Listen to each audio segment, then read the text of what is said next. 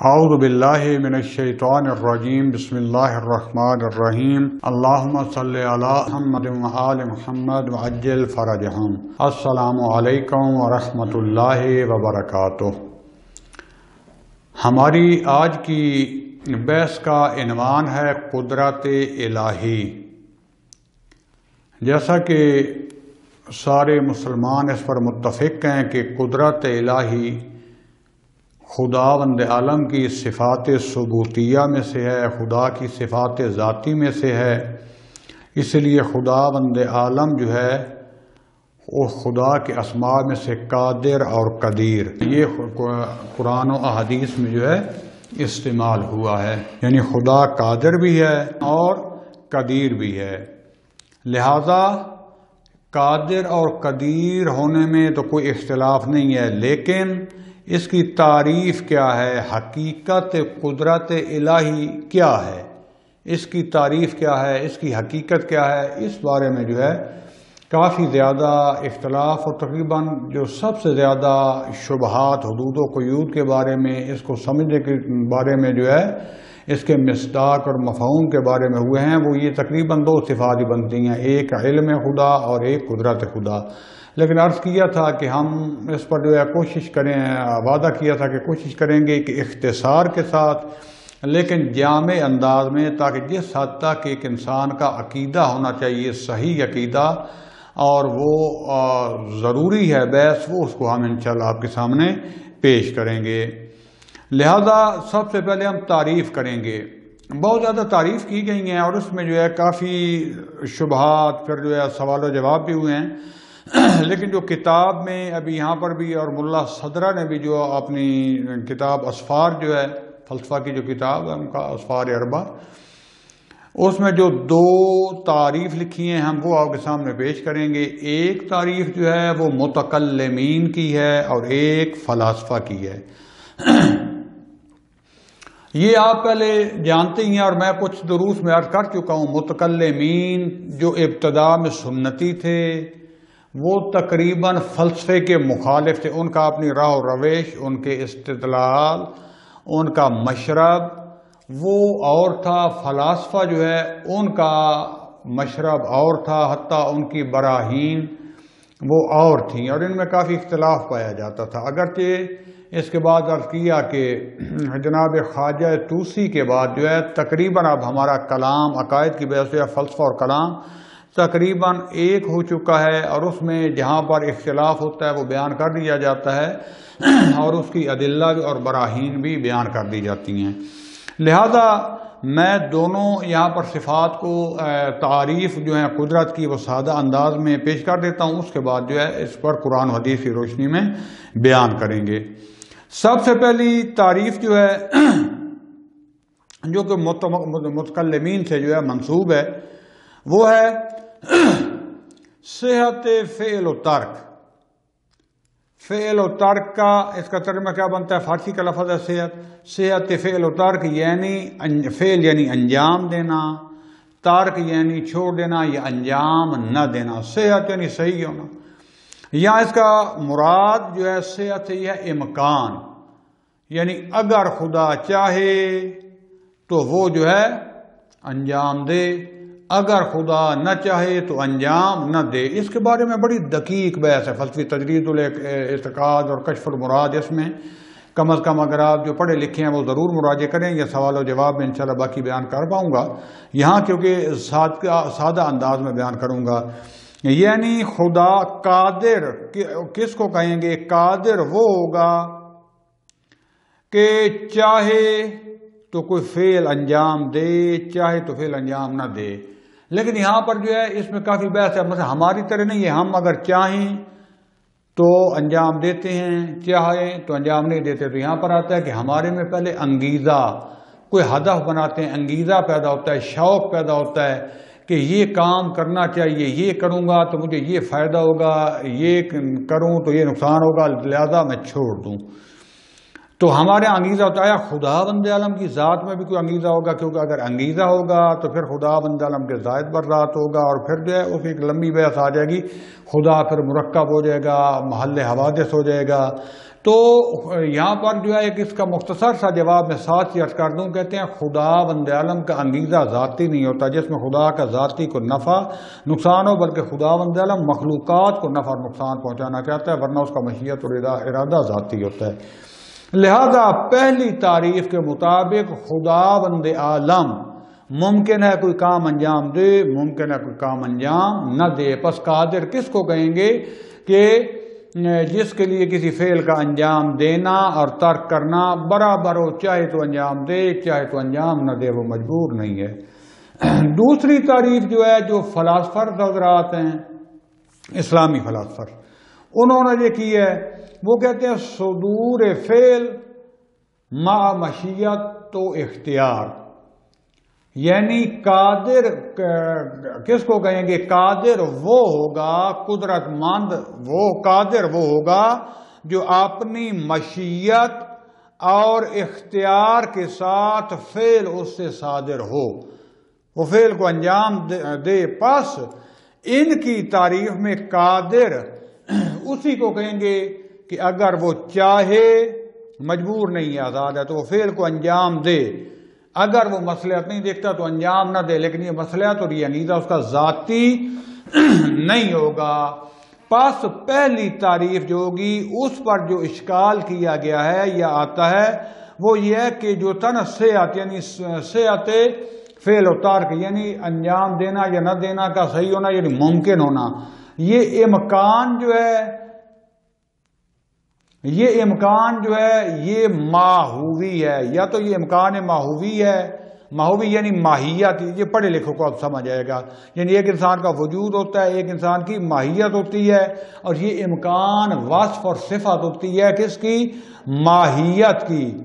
یا پھر جو ہے یہ امکان سے مراد امکان استعدادی ہے۔ مثال کے طور پر مجھ میں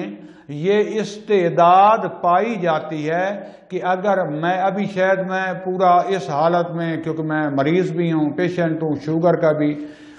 ڈسک کمر کا بھی، تو میں شاید اس حالت میں جو ہے 60 کلو وزن بھی نہ اٹھا سکوں، لیکن یا میں مثلا 2 کلومیٹر تک بھی جو ہے تیز تیز بھاگ کے یا چل کے نہ جا سکوں، 1 کلومیٹر بھی شاید ابھی تو نہیں بھاگ سکتا، تو لیکن مجھ میں یہ استعداد موجود ہے کہ اگر میں ورزش کروں، اپنی خوراک کو ٹھیک کر لوں، تو میں جو ہے کچھ عرصے کے بعد 2 کلومیٹر تک بھاگ سکتا ہوں، 50 کلو وزن اٹھا سکتا ہوں۔ یا ایک بچے میں 9-10 سالہ اس میں استعداد پائی جاتی ہے کہ اگر اس کو کوئی حادثہ پیش نہ آ جائے، معتدل انداز میں اگر وہ خوراک وغیرہ کھاتا رہے تو اس کے بعد جوانی میں وہ صحت مند جوان بن سکتا ہے، اس میں استعداد پائی جاتی ہے، یعنی پہلے اس میں ایک کمال نہیں تھا لیکن یہ کمال حاصل کر سکتا ہے۔ ہر دو صورت میں جو ہے یہ امکان، یہ وصف امکان، چاہے ماہیت والا ہو چاہے یہ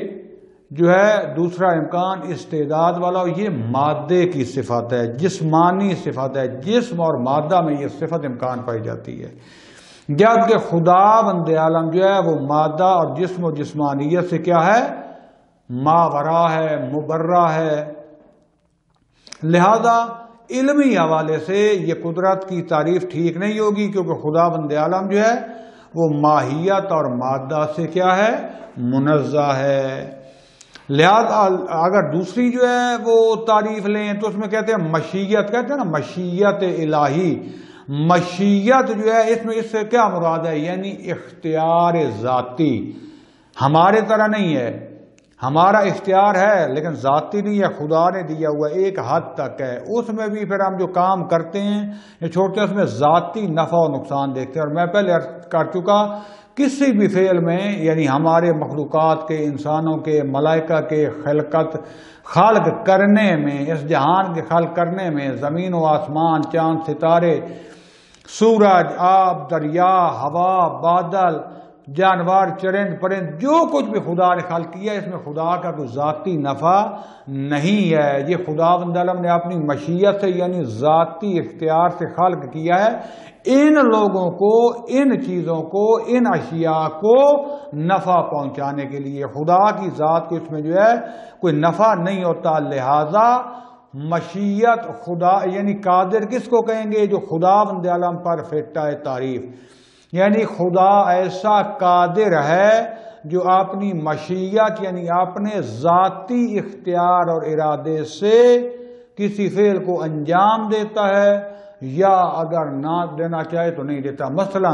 خدا نے ذاتی اختیار سے انسان کو 2 ہاتھوں والا، 2 آنکھ، 2 کان، مثلا 2 پاؤں وغیرہ دے کر خلق کیا۔ خدا بند عالم آیا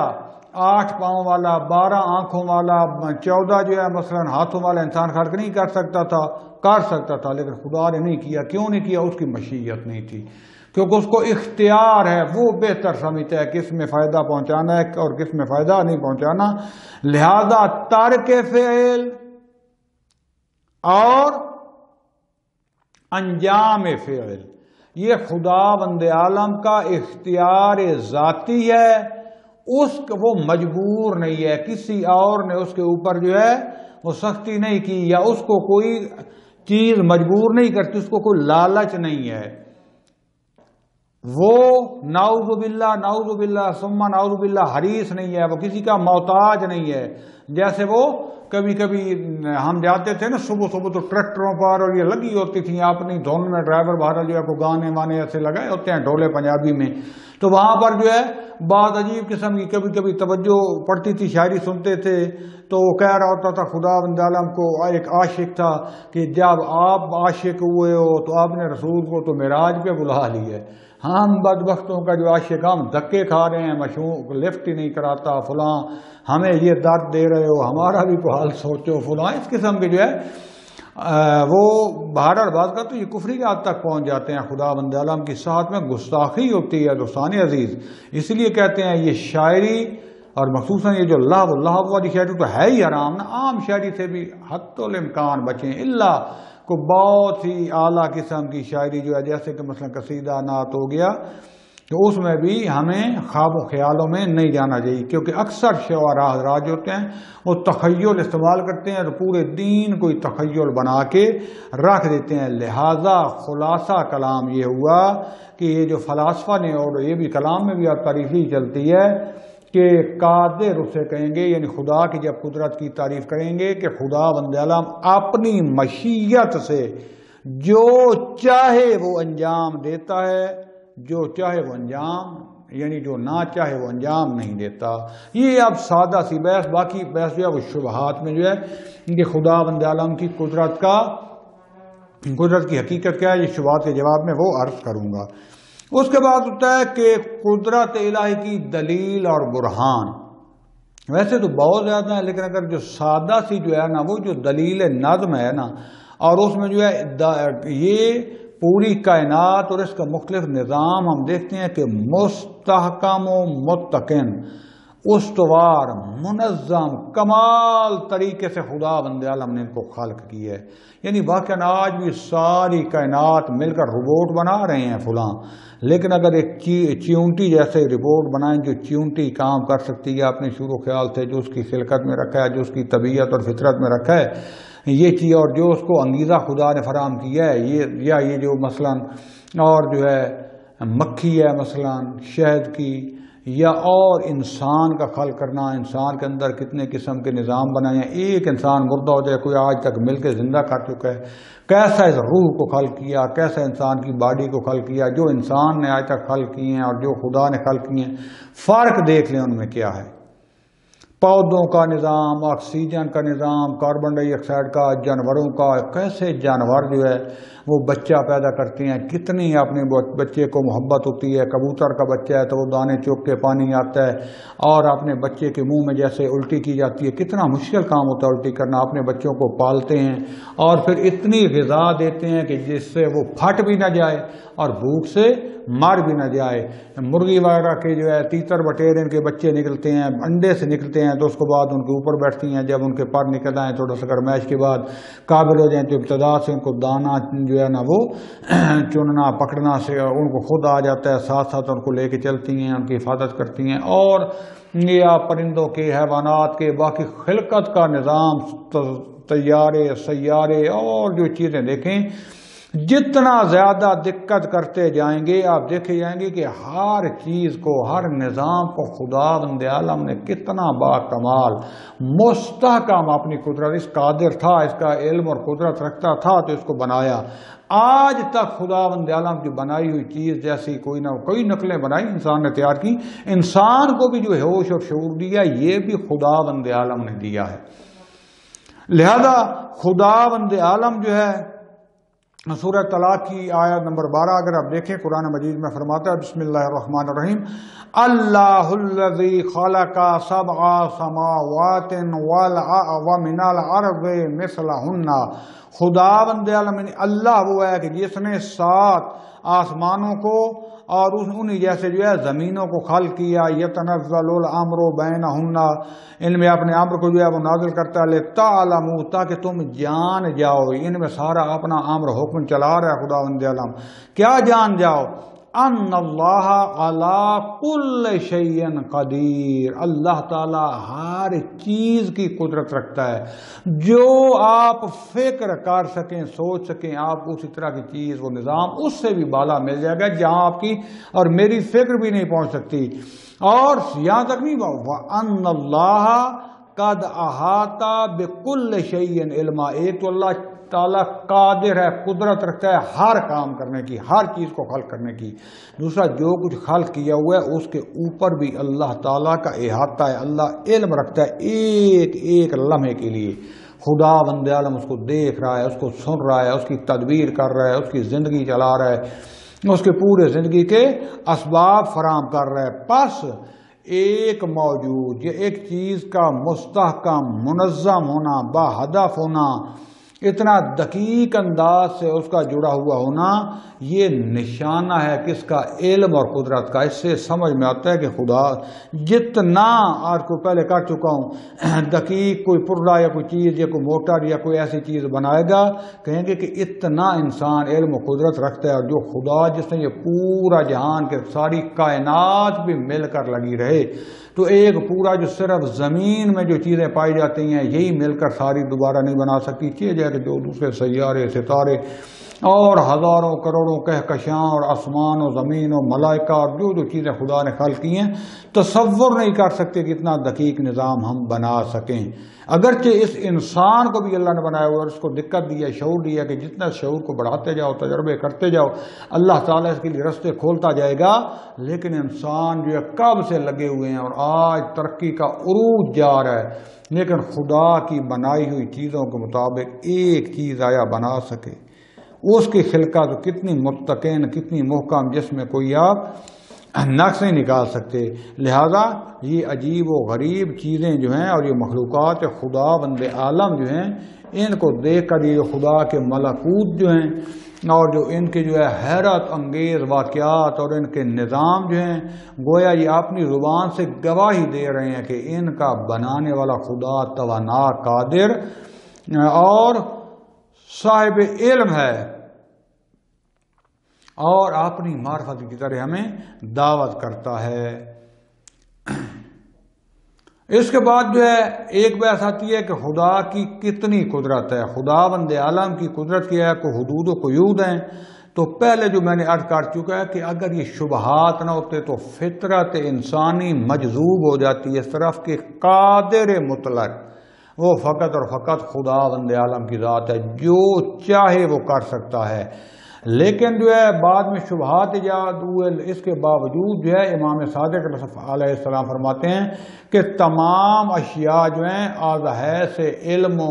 قدرت و سلطنت اور مالکیت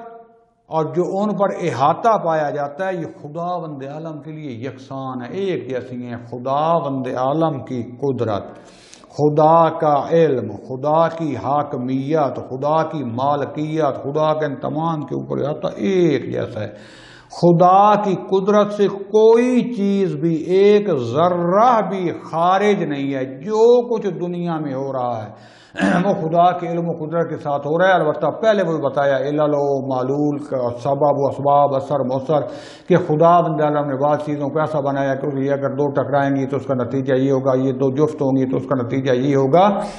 یہ سارا ذہن میں رکھتے ہوئے کوئی چیز بھی خدا بند عالم کی قدرت سے خارج نہیں ہے، اور جو چیز بھی ممکن ہے وہ خدا بنا سکتا ہے، خلق کر سکتا ہے، اور خدا کی قدرت لا متناہی ہے، لا محدود ہے۔ جیسے خدا کا وجود لا محدود ہے، اس کی صفات بھی، اس کی قدرت و علم بھی لا محدود ہے۔ جتنا بھی اس نے جس کو دیا ہو، مثلا جو ہم بہت زیادہ استدلال لے کر آتے ہیں کہ سب سے اعلیٰ ترین علم جو حضرت محمد مصطفیٰ صلی اللہ علیہ وسلم اور ان کے جو ہے باقی انبیاء اور ائمہ اطہار علیہ السلام جو ہیں، ائمہ اطہار علیہ السلام رسول خدا صلی اللہ علیہ وسلم کے بعد سب سے زیادہ علم رکھتے ہیں، جس کا ہم درک نہیں کر سکتے ان کی فضیلت یہ ہے، لیکن اس کے باوجود بھی اللہ نے ان کو علم عطا کیا، ان کا علم وحی ہے، اور اللہ کے مقابلے میں ان کا علم جو ہے، ان کی قدرت جو ہے وہ بہت زیادہ محدود ہے، کیونکہ یہ انسان ہے، یہ مخلوق ہے، وہ خالق ہے۔ لہذا آپ جو ہے اگر جو ہے نصوص دینی میں بھی جائیں، قرآن مجید میں جیسے پہلے بھی کہا ہے، دیکھیں خدا بندہ فرماتا ہوا نظر آتا ہے، بسم اللہ الرحمن الرحیم، وَكَانَ اللَّهُ عَلَىٰ كُلِّ شَيْءٍ قَدِيرًا، اللہ تعالیٰ جو ہے وہ ہر چیز کی قدرت رکھتا ہے، عَلَىٰ كُلِّ شَيْءٍ مُقْتَدِرًا، ہر چیز کے اوپر توانا ہے۔ تو نتیجہ یہ نکلا خدا بند عالم کی قدرت جو ہے وہ لا متناہی ہے اور ہر چیز پر نافذ ہے، لیکن یہاں پر شبہات پیدا ہوتی ہیں، ان کا میں مختصر انداز میں جواب دیتا ہوں۔ مثلا کہتے ہیں کہ اگر خدا بند عالم ہر چیز کی قدرت رکھتا ہے تو آیا پھر وہ آپ نے جیسا خدا بنا سکتا ہے؟ اگر کہیں کہ بنا سکتا ہے تو وہ بھی واجب الوجود ہوگا، تو پھر خدا کے لیے شریک لازم آئے گا، خدا بھی، کیونکہ آپ نے جیسا بنا رہے ہیں نا، خدا واجب الوجود ہے تو اس کو بھی واجب الوجود بنائے گا، یہ خدا لا محدود ہے تو وہ بھی لا محدود ہوگا، لیکن پھر اس طرف سے وہ ممکن بھی ہو۔ اگر کہیں کہ نہیں بنا سکتا تو یہ اعتراض کرتے ہیں، پھر اس کا مطلب ہے خدا کی قدرت مطلق نہیں ہے، مقید ہے۔ تو اس کا جواب کیا ہے کہ اصلاً کوئی موجود بھی خدا جیسا ہو یہ اساساً ممتنع ہے۔ اب یہ امتناع جو ہے، امتناع ایک ذاتی ہوتا ہے، ایک امتناع عقلی ہوتا ہے، ایک امتناع ماحولی، اور باقی اس کی قسمیں ہیں۔ ذاتاً محال ہے خدا کا شریک ہونا خدا جیسا، کیونکہ خدا ہے واجب الوجود، یعنی جو خود بخود جس کا وجود لازم اور جس کی کوئی حدود و قیود نہیں ہے، ہر صفت جو ہے وہ بطور عطام بدون قید و شرط اس میں موجود ہے۔ جب دوسرا خدا آ جائے گا، ادھر سے یہ خدا کیونکہ اللہ اس کو بنا رہا ہے ممکن ہوگا، ادھر آپ نے جیسا بنا رہا ہے واجب، ایک چیز واجب بھی ہو ایک چیز ممکن بھی ہو تو یہ کیا ہوتا ہے؟ اس کو کہتے ہیں اجتماع نقیضین، اور اجتماع نقیضین کیا ہوتا ہے؟ محال۔ دوبارہ مثال دے دوں، اجتماع نقیض کیا ہوتا ہے؟ مثلا میں کہوں کہ یہ پینسل جو میرے ہاتھ میں ہے یہ ہے بھی صحیح اور نہیں بھی، اس کو کہتے ہیں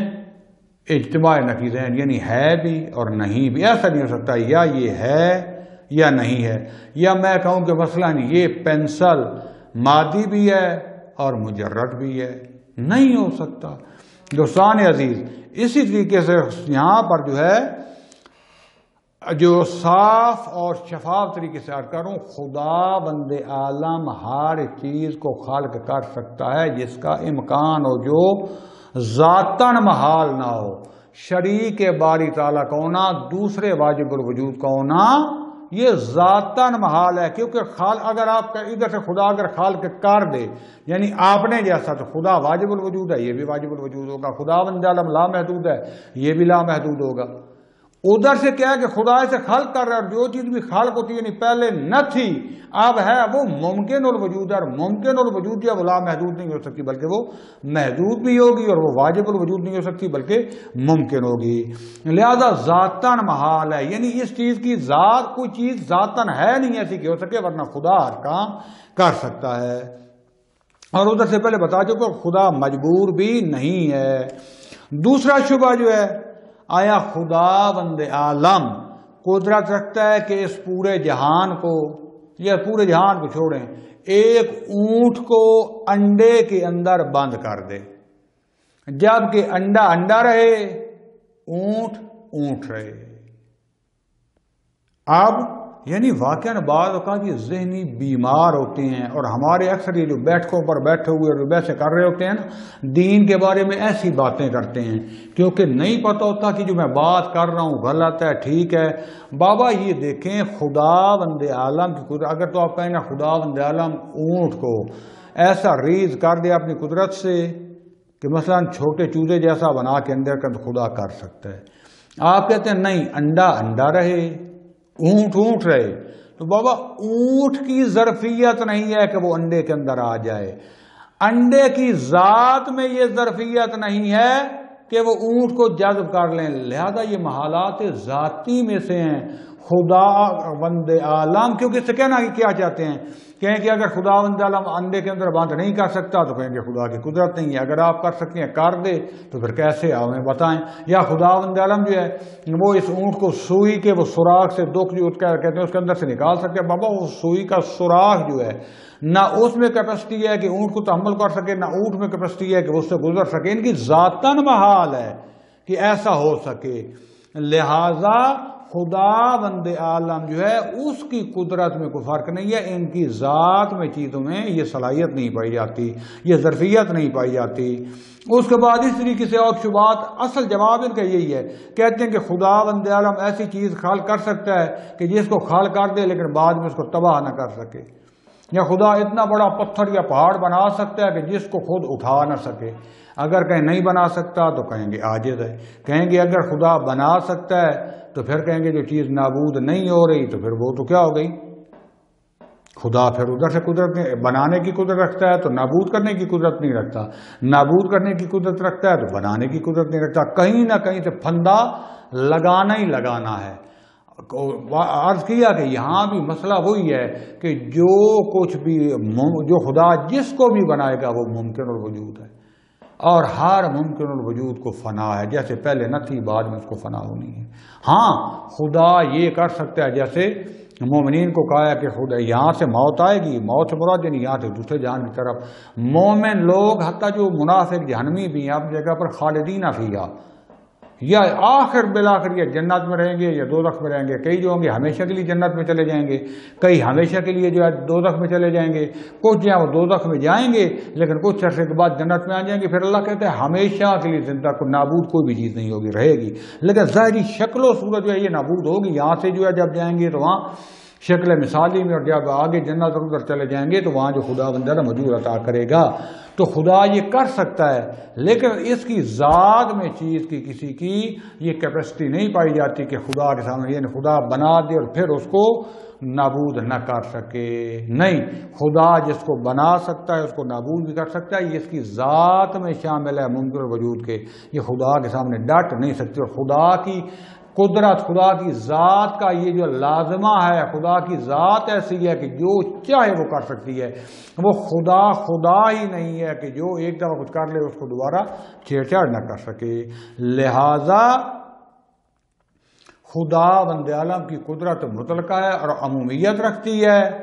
خدا کی قدرت میں کوئی مشکل نہیں ہے،